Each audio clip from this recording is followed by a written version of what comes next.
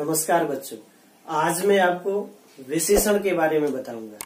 वैसे आपने विशेषण पढ़ रखे होंगे, लेकिन दोबारा समझने का प्रयास करेंगे। विशेषण किसे कहते हैं? जो शब्द संज्ञा या सर्वनाम की विशेषता बताते हैं।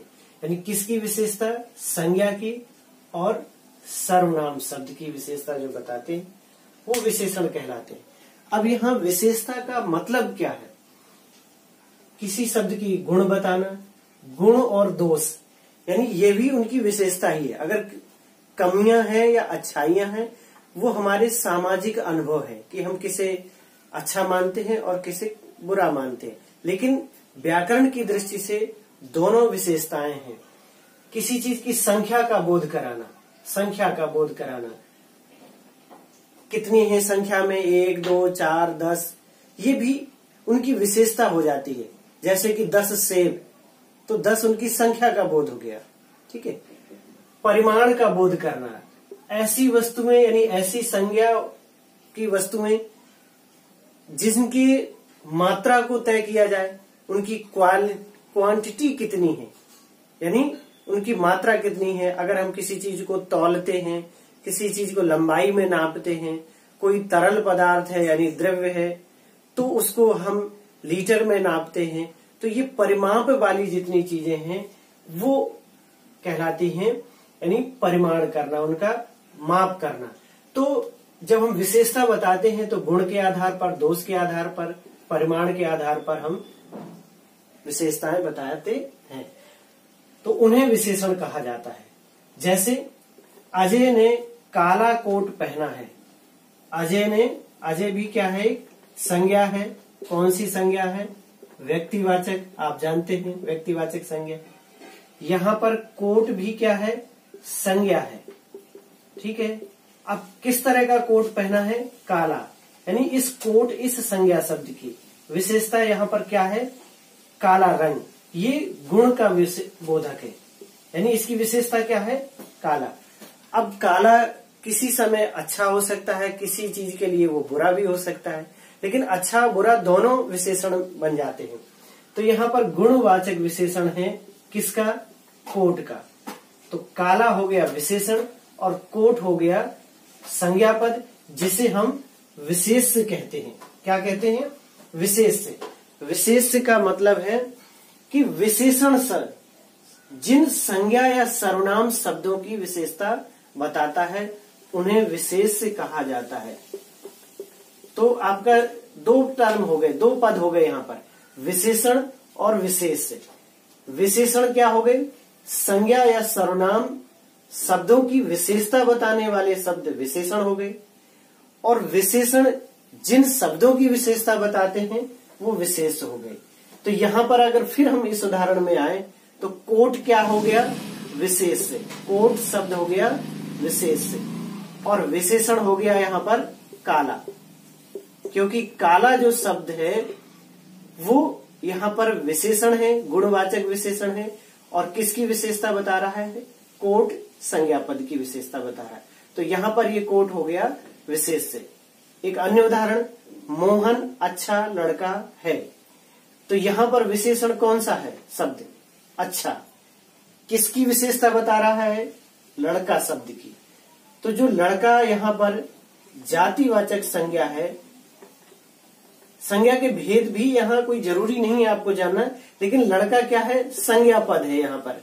ठीक है। तो ये अच्छा शब्द यहाँ पर लड़का की विशेषता बता रहा है, तो ये विशेषण हो गया, यानी अच्छा शब्द क्या है? विशेषण है, और लड़का हो गया आपका विशेष से, क्योंकि विशेष की विशेषता बताई जाती है। तो विशेष की जो शब्द विशेषता बताते हैं वह विशेषण, और विशेषण जिस शब्द की विशेषता बताते हैं वह विशेष। तो यहाँ पर आपने विशेषण के बारे में जाना और विशेष के बारे में। अब विशेषण के भेद कितने हैं? तो भेद का आधार यही है, गुण और दोष, संख्या, परिमाण आदि चीजें। तो अब मैं आपको गुण इसके भेद बताऊंगा। विशेषण के 4 भेद हैं: गुणवाचक विशेषण, संख्यावाचक विशेषण, परिमाणवाचक विशेषण और सार्वनामिक विशेषण। अब आप जानेंगे कि गुणवाचक विशेषण क्या है। गुणवाचक विशेषण जो विशेषण संज्ञा या सर्वनाम के गुण का बोध कराएं। गुणवाचक में क्या है, गुणों का बोध कराएं।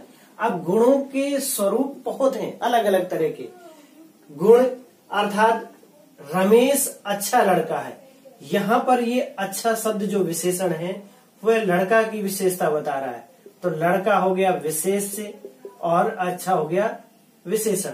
और ये एक व्यक्ति का यानी गुणों का मानव समाज पर निर्भर है कि मानव समाज किसे अच्छा मानता है और किसे बुरा। लेकिन इसलिए गुण और दोष व्याकरण की दृष्टि से एक ही उसमें मान लिए गए। तो ये अच्छा लड़का है हम मानते हैं, तो ये विशेषण हो गया। दोष है सुशील चोर है, तो यहाँ चोर जो शब्द है सामाजिक व्यवहार में ये गलत है, कानूनी दृष्टि से ये दोष है, लेकिन ये दोष भी इस संज्ञा पद की विशेषता बता रहा है। सुशील की विशेषता क्या है, यहाँ पर चोर है वो, तो ये दोष होते हुए भी गुणवाचक विशेषण में आएगा। तो यहाँ आप ध्यान देंगे कि गुण और दोष दोनों किस में आते हैं, गुणवाचक विशेषण में। ये चीज आपको बहुत समझने की जरूरत है। छोटे बच्चे अक्सर भ्रमित हो जाते हैं कि गुणवाचक विशेषण में हम गुण तो रख लेंगे, लेकिन जो दोष हैं, जो कमियां हैं, वो कैसे रखें, वो क्यों रखें। तो यहाँ पर गुण और दोष दोनों ही विशेषताएं हैं। वह हमारे व्यवहार पर निर्भर करता है कि हम किसे अच्छा मानते हैं और किसे खराब व्यवहार मानते हैं। रंग के जो बोध कराने वाले हैं, रंग में भी यही है, हम अलग अलग चीजों में कुछ रंगों को अच्छा मानते हैं, कुछ को खराब। तो वो विशेष पर निर्भर करता है कि विशेष के साथ कौन सा रंग अच्छा है और कौन सा खराब। लेकिन रंग उसकी विशेषता बता रहे हैं, सिर्फ विशेषण में इतना है। मैंने लाल सेब खाया, तो ये सेब क्या है यहाँ पर, विशेष से, यानी इसकी विशेषता बताई जा रही है। और इसकी विशेषता क्या है, वो लाल रंग का है, तो लाल क्या हो गया यहाँ पर, विशेषण। ये रंग का बोधक है। लाल, हरा, नीला, पीला, काला, बैगनी, जितने भी रंग हैं ये गुणवाचक विशेषण के अंतर्गत आते हैं। काल का अर्थ होता है समय। काल का अर्थ है कि जो समय का बोध कराए। मेरा वार्षिक परीक्षा परिणाम, परीक्षा फल आ गया। परीक्षा फल किस तरह का आ गया, तो वार्षिक, यानी वार्षिक, साप्ताहिक, मासिक, पाक्षिक और प्रागैतिहासिक, इतिहास से लिखे जाने से पूर्व का समय हो गया। प्राचीन काल, नवीन काल, ये समय का बोध कराने वाले विशेषण हैं, तो ये कालवाचक में आते हैं। इसी प्रकार हम देखें स्थानवाचक विशेषण। स्थान माने जगह, जो किसी स्थान यानी इस जगह का बोध कराए। हम सब भारतीय हैं, तो भारतीय होना भारत की जगह है, भारत के क्षेत्र में रहने वाले जो लोग हैं वो भारतीय हैं, ये उनकी विशेषता हो गई। ऐसे ही सभी देशों का अलग अलग, वे अमेरिकी हैं, वे चीनी हैं, तो उनके देश और क्षेत्र में रहने यानी स्थान का वो बोध कराते हैं शब्द। अब कुछ शब्द ऐसे हैं जो संज्ञा या सर्वनाम से ही विशेषण बनाए जाते हैं। उदाहरण यहीं पर आप देखिए, अगर हम ये लिखें कि ये देश भारत है, भारत शब्द जब हम लिखेंगे तो ये संज्ञा पद है। भारत क्या है, यहाँ पर यह व्यक्तिवाचक संज्ञा है भारत, ठीक है, ये ध्यान देंगे। लेकिन भारतीय शब्द क्या है, वह विशेषण है, क्योंकि इस संज्ञा पद से ई प्रत्यय लगा करके विशेषण बनाया। भारत एक देश यानी का नाम है, तो वह हो गया संज्ञा, व्यक्तिवाचक संज्ञा। और इसी संज्ञा पद से बना भारतीय, यानी भारत स्थान पर रहने वाले, भारत के स्थान पर रहने वाले लोग भारतीय, तो ये शब्द हो गया विशेषण। तो इन चीजों का ध्यान रखेंगे। गंध, सुगंध में अब सुगंध भी होती है, दुर्गंध भी होती है, कई तरह की गंध है। तो यहाँ पर जो भी गंध है, जिस भी प्रकार की गंध है, वो सभी आता है गुणवाचक विशेषण में। सुगंधित अगरबत्ती, अगरबत्ती जो हम पूजा पाठ में प्रयोग करते हैं, उसके लिए विशेषण क्या है, सुगंधित, सुगंध देने वाली अगरबत्ती। तो ये भी बना है किससे, भाववाचक संज्ञा से। सुगंध हम अगर माने कि सुगंध क्या है, भाववाचक संज्ञा है, इस चीज को ध्यान रखेंगे। सुगंध है भाववाचक संज्ञा, ये भाव का बोध कराती है। लेकिन इसी से क्या बनाया गया है, सुगंधित, इत प्रत्यय लगा करके इसे क्या बना दिया गया है, विशेषण, विशेषण बना दिया गया, तो ये सुगंधित हो गई। इसी प्रकार दिशा, सेना ने पश्चिमी द्वार को तोड़ दिया, तो यहाँ पर जो पश्चिमी शब्द है ये द्वार का विशेषण है। कौन से द्वार को तोड़ दिया, उसकी विशेषता क्या है उस द्वार की, तो जो पश्चिम दिशा में है, पश्चिमी दिशा में है, तो वह हो गया पश्चिमी द्वार, यानी गुणवाचक विशेषण। ये किस शब्द से बना है, पश्चिम से, तो ये भी संज्ञा पद से बना है। पश्चिम है जो दिशा सूचक शब्द है, दिशा जातिवाचक संज्ञा, पश्चिम दिशा यानी पश्चिम व्यक्तिवाचक संज्ञा, तो यहाँ पर पश्चिम से बन गया पश्चिमी द्वार, ये विशेषण हो गया। इसके साथ ही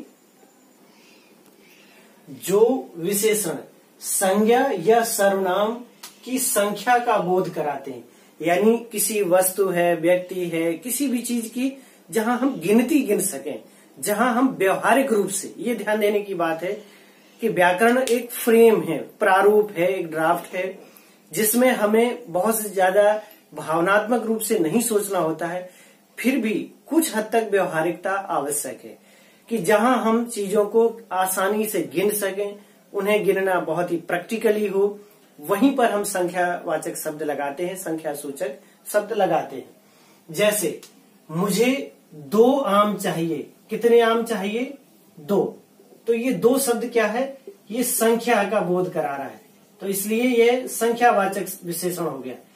ये आम, विशेष क्या लिखा हुआ है यहाँ पर, आम, आप देखते हैं तो आम को क्या हम कैसे खरीद सकते हैं, हम उसे गिनकर भी खरीद सकते हैं, यानी संख्या के आधार पर भी, और उसे तौल करके भी। तो जब तौलने वाले यानी सूचक शब्द लगे होंगे तो वो दूसरे भेद में चला जाएगा, यानी परिमाणवाचक विशेषण हो जाएगा। लेकिन यहाँ आम को हम गिन भी सकते हैं, व्यवहारिक भी है कुछ आम तक, तो यहाँ पर 2 शब्द क्या है, ये संख्या का सूचक है और आम ये विशेष है, तो संख्यावाचक विशेषण। यहीं पर अगर हम और भेद क्लियर कर लें कि यहाँ चावल की बात की गई होती या चीनी की बात की जाती, तो क्या हम संख्यावाचक विशेषण बना सकते कि हमें 2 चीनी दे दीजिए, 2 चावल चाहिए, ये व्यवहारिक नहीं है, क्योंकि चावल और चीनी को संख्या या गिन करके लेना व्यवहारिक नहीं है, प्रैक्टिकली नहीं है। तो वहां पर हम ये लगाएंगे कि मुझे 2 किलो चीनी दे दीजिए, 4 किलो चावल दे दीजिए। तो जब हम किलो लगा देंगे, यानी तौलने वाला शब्द लगा देंगे, तौलने का सूचक शब्द लगा देंगे, तो वो परिमाण का भेद हो जाएगा, और जहां हम गिनने की बात करेंगे वह हो जाएगा संख्या सूचक शब्द, और संख्यावाचक विशेषण का आपका भेद हो जाएगा। तो ये चीज आपको समझ में आ गई होगी। फिर है संख्या के आधार पर भेद, निश्चित संख्यावाचक और अनिश्चित, यानी जहां संख्या पूरी तरह से निश्चित की गई हो कि कितनी संख्या है, वो निश्चित में आ जाता है, और जहां संख्या तो हो, संख्या का बोध कराया जाए, लेकिन उसका संख्या निश्चित नहीं हो, वो अनिश्चित। उदाहरण के लिए, आज मेरे घर 4 मेहमान, कितने मेहमान, 4, तो मेहमान जो विशेष है उसके लिए संख्या सूचक शब्द है कितना, 4, ये आया हुआ है, तो ये आपका 4 की संख्या निश्चित है। मेहमान कितने आए हैं, 4, तो ये संख्या निश्चित होने के कारण निश्चित संख्यावाचक विशेषण। डाल पर 2 चिड़ियां बैठी हैं, कितनी चिड़ियां बैठी हैं, 2, तो 2 यहाँ संख्या है और निश्चित संख्या है, कितनी, 2 बैठी हुई हैं। इसी प्रकार हम देखें अनिश्चित संख्यावाचक विशेषण, बाहर बहुत लोग खड़े हैं, तो विशेष क्या है, लोग, विशेषण क्या है, बहुत, तो लोग गिने जा सकते हैं, लोगों के साथ विशेषण संख्यावाची लगाया जा सकता है। लेकिन यहाँ कौन सा लगा हुआ है, किस तरह का है कि बहुत लोग, अब बहुत में संख्या निश्चित नहीं है, 1 2 4, 1 तो नहीं आएगी, लेकिन 1 से अधिक जितनी भी हैं वो बहुत में आ जाएगा, 2 4 6 10 कुछ भी हो सकते हैं। तो संख्या निश्चित न होने के कारण से अनिश्चित संख्यावाचक है। अगर इसी जगह हम भीड़ शब्द लगा दें, भीड़ लिख दें, तो भीड़ परिमाण में चली जाएगी, भीड़ परिमाण का सूचक हो जाएगा, ये शब्द ही अलग हो जाएगा। तो यहाँ पर लोग के लिए बहुत जो शब्द लगा है वो अनिश्चित संख्यावाचक है। इसी तरह से अन्य उदाहरण, कुछ बच्चे, तो जो बच्चे हैं, कुछ बच्चे मैदान में खेल रहे हैं। बच्चे विशेष जो है जिसके लिए कुछ शब्द आया है, तो कितने बच्चे निश्चित नहीं है। यहाँ पर कुछ का मतलब अनिश्चित, कि कुछ बच्चे खेल रहे हैं, यानी संख्या वहां निश्चित नहीं की गई है।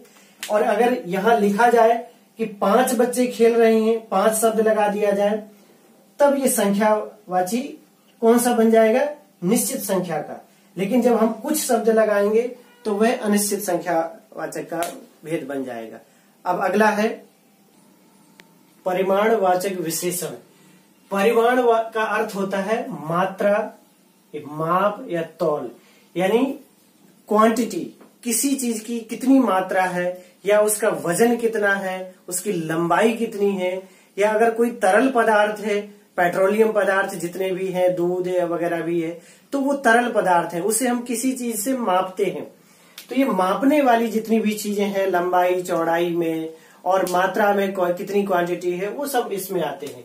तो जिन विशेषण शब्दों से संज्ञा की माप तौल संबंधी चीजों का ज्ञान होता है, वो परिमाणवाचक विशेषण है।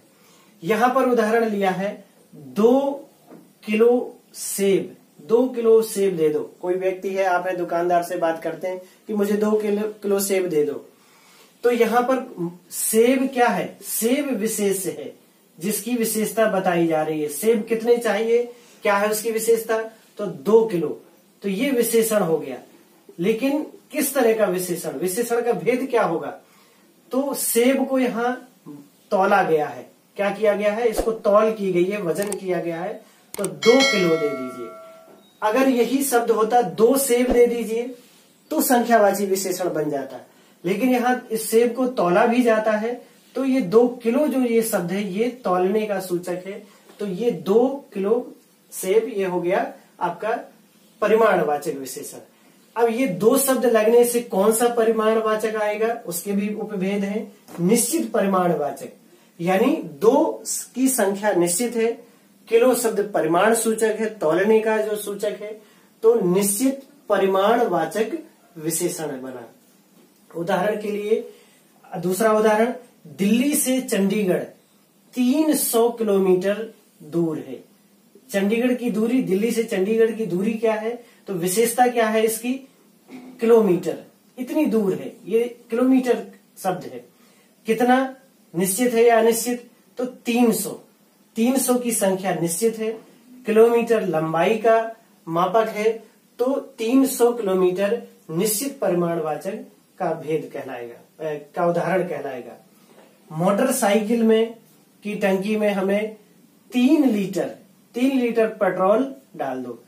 तो पेट्रोल एक तरल पदार्थ है, उसे हम किससे नापते हैं, लीटर से मापते हैं। संख्या निश्चित है, कितना दे दीजिए, या कितना डालना है, 3 लीटर। तो ये निश्चित परिमाणवाचक, हम ये सूचक लगा हुआ है। और पेट्रोल शब्द भी अपने आप में है कि उसे आप मापेंगे, आप उसे गिन नहीं सकते कि 3 पेट्रोल दे दो, नहीं होगा, कोई ना कोई मापक सूचक शब्द आपको लगाना पड़ेगा। इसी तरह से अनिश्चित, जहां परिमाण की जो विशेषता है बताने वाला शब्द है वो अनिश्चित हो, उससे हम संख्या का बोध ना करा पाए। तो चाय में थोड़ी चीनी, कितनी चीनी डालना है, आजकल लोगों को हेल्थ कॉन्शियस हो गए हैं, चीनी कम चाहिए। खैर इन सब चीजों का यहाँ कोई लेना देना नहीं है। वाक्य रचना ये कहती है कि चीनी की क्या विशेषता है, थोड़ी। तो ये मात्रा का तो बोध है कि मात्रा है, कितनी मात्रा, कम ज्यादा या थोड़ी। लेकिन थोड़ी शब्द की संख्या से मतलब निश्चित संख्या का बोध नहीं होता, ये अनिश्चित है। तो अनिश्चित संख्या वाचक क्या हो जाएगा, अनिश्चित परिमाणवाचक का ये उदाहरण कहलाएगा। चीनी विशेष है, थोड़ी शब्द विशेषण है, लेकिन ये चूंकि मात्रा का बोध कराता है, थोड़ी शब्द अनिश्चित है, तो अनिश्चित परिमाणवाचक विशेषण। मैंने बहुत खा लिया, कितना खाया, बहुत, यानी इसमें भी मात्रा आपकी निश्चित नहीं है, अनिश्चित है, तो ये अनिश्चित परिमाणवाचक का यह भी उदाहरण है। इस तरह से आप इसे अभ्यास कर सकते हैं। सार्वनामिक विशेषण, इसे संकेतवाचक भी कहते हैं, संकेतवाचक विशेषण। जो सर्वनाम वाक्य में विशेषण की तरह प्रयोग किए जाए, यानी वो मूल रचना में तो सर्वनाम ही है। ये भेद बहुत ही महत्वपूर्ण है और बहुत ध्यान से समझने लायक है कि सर्वनाम यानी व्यवहार वो अपनी रचना में सर्वनाम है, लेकिन वाक्य में वो किस रूप में आए, विशेषण में। तो वो वहां पर क्या बनता है, सार्वनामिक विशेषण। यानी सर्वनाम विशेषण का रूप ले लें तो वो सार्वनामिक विशेषण बन जाते हैं। उदाहरण के लिए, वह घोड़ा तेज दौड़ता है, तो यहां पर संज्ञा संज्ञा पद कौन सा है, घोड़ा, ये संज्ञा है। संज्ञा तेज यानी घोड़ा तेज दौड़ता है, तो संज्ञा यहां दी हुई है वाक्य में। लेकिन ये शब्द क्या है, वह सर्वनाम है। ये अपनी रचना में क्या है, सर्वनाम। ठीक है। लेकिन जब आप जानते हैं संज्ञा की परिभाषा, सर्वनाम की परिभाषा, तो सर्वनाम की परिभाषा के अंतर्गत है कि सर्वनाम वे शब्द कहलाते हैं जो संज्ञा के स्थान पर आते हैं, यानी संज्ञा को रिप्लेस करते हैं, वाक्य में संज्ञा की जगह पर आते हैं। लेकिन यहाँ तो संज्ञा पद है, घोड़ा तेज दौड़ता है, जो ये क्रिया है ये घोड़ा के लिए है। तो फिर इसका क्या उपयोग है, इसका उपयोग है कि वह घोड़ा, कौन सा घोड़ा, घोड़ा की विशेषता क्या है, वह वाला। तो ये इसका विशेषता बता रहा है ये शब्द वह, लेकिन ये अपनी रचना में अपनी बनावट में सर्वनाम है और संज्ञा के रहते हुए प्रयोग किया गया है, इसलिए यह बन गया सार्वनामिक विशेषण। ये ध्यान देने की चीज है कि वाक्य में संज्ञा का प्रयोग किया गया है, उसके बावजूद भी विशेषण सर्वनाम उसकी विशेषता बताने के लिए आया हुआ है, तो बन जाता है सार्वनामिक विशेषण। कौन सा घोड़ा, क्या है उसकी विशेषता, तो वह यहाँ पर सर्वनाम है, लेकिन संज्ञा की विशेषता बता रहा है, इसलिए बन गया सार्वनामिक विशेषण। अन्य उदाहरण, वह लड़का कल आएगा, लड़का कल आएगा, ये वाक्य रचना है। वह क्या है, इस लड़के की विशेषता बता रहा है। क्या बता रहा है, कौन सा लड़का, वह वाला, वह लड़का। अगर ये दिया जाता कि वह कल आएगा, तो यहाँ पर क्या प्रयोग किया गया है, सर्वनाम, क्योंकि अब यहाँ पर संज्ञा जो लड़का है वो नहीं दिया गया है, या कोई भी संज्ञा यहाँ नहीं रखी गई है, ये सर्वनाम है। यहाँ पर ये सर्वनाम का प्रयोग किया गया है, तो वह कल आएगा। लेकिन इस वाक्य में क्या है, संज्ञा रखा गया है, संज्ञा पद प्रयोग किया गया है, लड़का कल आएगा, कौन सा लड़का, उसकी क्या विशेषता है, तो वह, ये बन गया सार्वनामिक विशेषण। इसका अभ्यास करना बहुत आवश्यक है। वह घर मेरा है, अब आप समझ गए होंगे और आप आसानी से निकाल सकते हैं। घर मेरा है, ये वाक्य है, वह विशेषता बता रहा है इसकी, यह भी है सार्वनामिक विशेषण। वह मेरा है, तो यहाँ पर वह शब्द क्या है, सर्वनाम।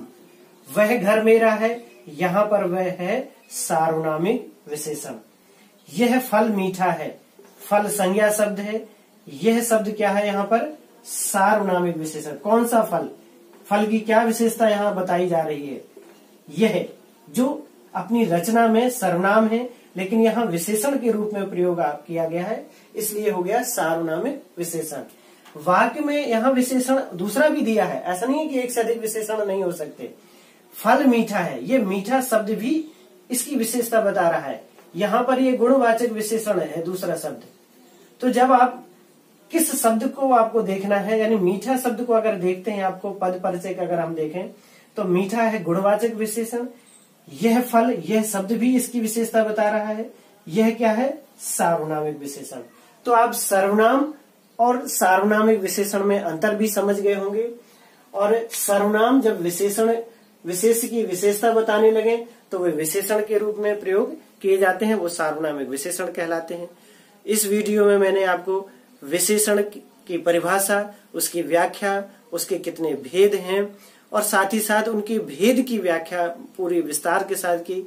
यहाँ तक अगर आपने वीडियो सुनी होगी तो मुझे पूरा विश्वास है कि आपको विशेषण अच्छी तरह से समझ में आ गए होंगे। धन्यवाद।